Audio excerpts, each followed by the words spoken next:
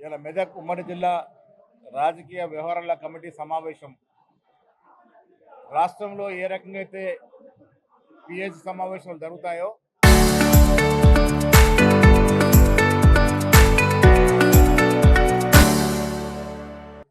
అదే రకంగా జిల్లా స్థాయిలో జరగాలని గవర్నర్లు ఖర్గే గారు రాహుల్ గాంధీ సూచన మేరకు ఇలా ప్రతి ఉమ్మడి జిల్లాలో రాజకీయ వ్యవహారాల కమిటీ సమావేశాలు జరుగుతూ ఉన్నాయి. 3 ఉమ్మడి జిల్లాలకి మీనాక్షి నటరాజన్ గారు పోయారు. 3 ఉమ్మడి జిల్లాలకి సచిన్ సావంత్ గారు పోయారు. 3 ఉమ్మడి జిల్లాలకి నేను వచ్చాను. ఈ సమావేశంలో ప్రధానంగా ఎస్ఐఆర్ ప్రక్రియలో జరుగుతున్న అవకతవకలు, కేంద్ర ప్రభుత్వం గతంలో సిబిఐ ఈడీని ఏ రకంగా అయితే జేబు సంస్థలుగా వాడుకుందో ఇవాళ ఎలక్షన్ కమిషన్ ఆఫ్ ఇండియా స్వయం ప్రతిపత్తి కలిగినటువంటి సంస్థను కూడా జేబులో వేసుకొని అర్హత కలిగిన పేదవాడి ఓటు దొంగలించే ప్రయత్నం చేస్తూ ఉంది. గతంలో మీనాక్షి నటరాజన్ గారు రాజ్యసభ సీట్ను కూడా దొంగలించిన విధంగా ఎలక్షన్ కమిషన్ ఆఫ్ ఇండియా పెట్టిన రూల్స్ కండిషన్స్ చూస్తే ఇది కేవలం పేదవాడి ఓటు కాలరాజేసే విధంగా ఉంది. 2002 పత్రాలు తేవాలంటా ఉన్నారు. ఈ దేశంలో పుట్టి ఈ రాష్ట్రంలో పుట్టి గతంలో 4 సార్లు ఓట్లేసి ఇవాళ మళ్ళీ ఓటు అడుగుతే నీకు లేదంటా ఉన్నారు. ఇదెక్కడి న్యాయం, ఇదెక్కడి ప్రజాస్వామ్యం? 2002 పత్రాలు పేదవాడు ఏడికెళ్ళి తేగలుగుతాడు. సో ఈ ప్రక్రియ వల్ల పేదవాడు ఓటు నష్టమయ్యే విధంగా అవకాశం ఉంది. కాబట్టి ఎస్ఐఆర్లో అప్రమత్తంగా ఉండి ప్రతి కాంగ్రెస్ కార్యకర్త డిజిటలైజ్ అయిన ఓట్లు, డిజిటలైజ్ కాని ఓట్లు, నోటీసులు వచ్చినవి నోటీసు రాకుండా పోయి క్లెయిమ్ చేసే విధంగా ఓట్లను జత చేసే కార్యక్రమాన్ని తీవ్రంగా చేయాలని చెప్పడానికి ఇవాళ ఈ రాజకీయ వ్యవహారాల కమిటీలో ప్రధాన అంశంగా తీసుకున్నాము. 2వ అంశం, రాబోయే రోజుల్లో ప్రభుత్వ పరంగా నామినేషన్ అయ్యే పదవులలో కష్టపడ్డ కాంగ్రెస్ కార్యకర్తలకి అవకాశం ఇవ్వాలని ఇప్పుడు జరగబోయే సొసైటీ నియామకాల్లో గతంలో 5 ఏళ్ళు 10 ఏళ్ళు మండల కాంగ్రెస్ అధ్యక్షులుగా, బ్లాక్ కాంగ్రెస్ అధ్యక్షులుగా, వివిధ అనుబంధ సంస్థలు ఎన్ఎస్యుఐ, యూత్ కాంగ్రెస్, మహిళా కాంగ్రెస్, సేవాదల్, రైతు కాంగ్రెస్లో పనిచేస్తున్నటువంటి సీనియర్ కార్యకర్తలకి అవకాశం ఇచ్చే విధంగా గైడ్లైన్స్ ఫ్రేమ్ చేస్తున్నాము. ఎలిజిబిలిటీ ఉంటే మొట్టమొదటి అవకాశం మండల కాంగ్రెస్ అధ్యక్షుడికి వస్తుంది, ఆ తర్వాత బ్లాక్ కాంగ్రెస్ అధ్యక్షుడు, ఆ తర్వాత అనుబంధ సంఘాల అధ్యక్షులకి. మా ధ్యేయం వల్ల 2023కు ముందు రేవంత్ రెడ్డి గారు పీసీ అధ్యక్షుడు ఉన్నప్పుడు కాంగ్రెస్ పార్టీ అధికారులు రావడానికి కష్టపడే ప్రతి కార్యకర్తకి ఏదో రకంగా గౌరవం దక్కాలని ఉద్దేశం. ఆ ఉద్దేశంలో భాగంగా ఇవాళ నేను దామన్న గారు సీనియర్ నాయకులంతా ఇక్కడికి వచ్చినాము. వారికి దశ దిశ నిర్దేశం చేసినాము. ఆ రకంగా ప్రతి సీనియర్ కార్యకర్తని గౌరవించుకుంటాం. ఇంకా రాజకీయాల్లో ఈ జిల్లాలో నుండి హరీష్ రావు గారు, ఈ జిల్లాలో నుండి రఘునందన్ రావు గారు వారేదో గతంలో గొప్పగా చేసినట్టు రకరకాలుగా దుష్ప్రచారం చేస్తూ ఉన్నారు. హరీష్ రావు గారు తెలుసుకోవాల్సింది, గత 10 ఏళ్ల పాలనలో బీఆర్ఎస్ హయాంలో జరిగినటువంటి విధ్వంసకర పాలన, పోలీసు రాజ్యము, భూదోపిడి, విచ్చలవిడిగా ఆర్థిక దోపిడీ ప్రజలు మర్చిపోలేదు.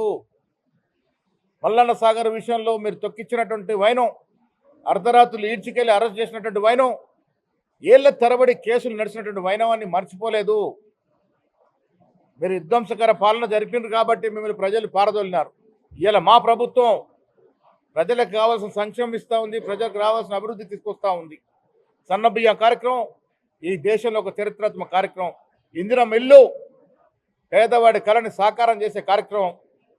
ఉచితంగా బస్సు, మహిళలకు ప్రయాణం, రకరకాల సంక్షేమం ఇవాళ ఏ దేశంలో ఈ రాష్ట్రంలో ఇవ్వనటువంటి సంక్షేమం ఇవాళ కాంగ్రెస్ ప్రభుత్వం ఇస్తూ ఉంది. అభివృద్ధి తీసుకొస్తూ ఉంది. విద్యా వైద్య రంగాన్ని అభివృద్ధి చేస్తూ ఉంది. కింది స్థాయి ప్రజలు ఉచితంగా వస్తున్నటువంటి విద్యుత్తో సంతోషంగా ఉన్నారు. మాకు కావాల్సిందల్లా కార్యకర్తలు సమిష్టిగా పనిచేస్తే వచ్చే ఎన్నికల్లో మాకు 100 సీట్లు రావడం ఎవరు ఆపలేరు. ఆ దశగా ప్రయత్నం ఉంటుంది.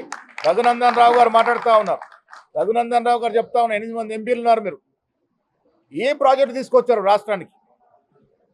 12 ఏళ్ల మోడీ పాలనలో ఏ సామాన్యుడికి న్యాయం జరిగింది? ఏ పేదవాడికి ఉద్యోగం వచ్చింది? ఏ పేదవాడి బ్యాంకులో ఖాతాలో డబ్బులు జమైనయి? నిత్యావసర సరుకుల ధరలు ఆకాశానంటినాయి. పెట్రోల్ డీజిల్ ధరలు పోసుకుంటే సామాన్యుడు నడ్డి విరుగుతా ఉంది. వీటన్నిటికి జవాబు లేదు. మతము, కులము, దేవుడు ఇవి కాదు. ఇలా ప్రజలు అడుగుతుంది, మా ఇంటికి ఏ ఉద్యోగం వచ్చింది, మా ఇంటికి ఏ రకమైన సహకారం అందింది అవి అడుగుతా ఉన్నారు. అందుకే మోడీ పాలన మీద విరక్తి చెందిన యువతరం, విద్యార్థి లోకం ఢిల్లీలో గుణపాఠం చెప్పారు.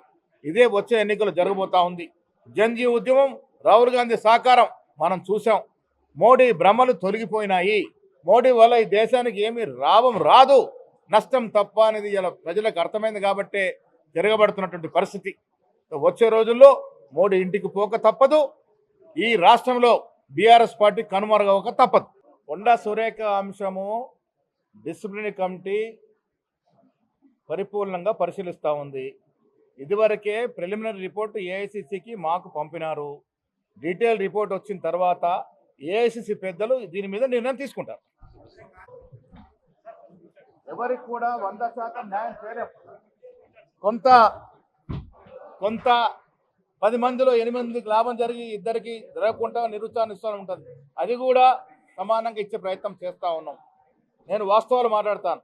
కార్యకర్తలు కొంత బాధగా ఉన్నారు. ఆ కార్యకర్తల బాధ తీర్చడానికి మేము వచ్చాము. ఇక్కడ వచ్చే నామినేషన్లను కూడా కార్యకర్తలకే ఇస్తాము.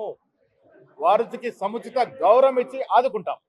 కొండా సురేఖ అంశము డిసిప్లినరీ కమిటీ పరిపూర్ణంగా పరిశీలిస్తూ ఉంది. ఇదివరకే ప్రిలిమినరీ రిపోర్టు ఏఐసిసికి మాకు పంపినారు.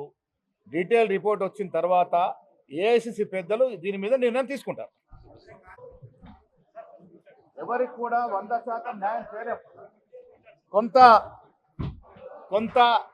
10 మందిలో 8 మందికి లాభం జరిగి ఇద్దరికి జరగకుండా నిరుత్సాహిస్తూ ఉంటుంది. అది కూడా సమానంగా ఇచ్చే ప్రయత్నం చేస్తూ ఉన్నాం. నేను వాస్తవాలు మాట్లాడతాను. కార్యకర్తలు కొంత బాధగా ఉన్నారు. ఆ కార్యకర్తల బాధ తీర్చడానికి మేము వచ్చాము. ఇక్కడ వచ్చే నామినేషన్లను కూడా కార్యకర్తలకే ఇస్తాము.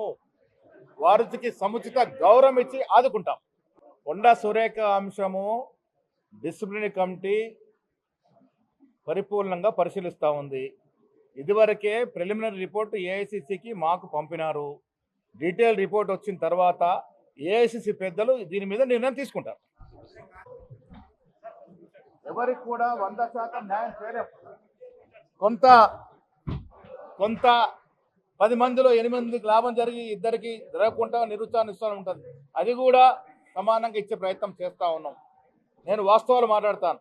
కార్యకర్తలు కొంత బాధగా ఉన్నారు. ఆ కార్యకర్తల బాధ తీర్చడానికి మేము వచ్చాము. ఇక్కడ వచ్చే నామినేషన్లను కూడా కార్యకర్తలకే ఇస్తాము. వారికి సముచిత గౌరవం ఇచ్చి ఆదుకుంటాం. కొండా సురేఖ అంశము డిసిప్లినరీ కమిటీ పరిపూర్ణంగా పరిశీలిస్తూ ఉంది. ఇదివరకే ప్రిలిమినరీ రిపోర్టు ఏఐసిసికి మాకు పంపినారు. డీటెయిల్ రిపోర్ట్ వచ్చిన తర్వాత ఏఐసిసి పెద్దలు దీని మీద నిర్ణయం తీసుకుంటారు.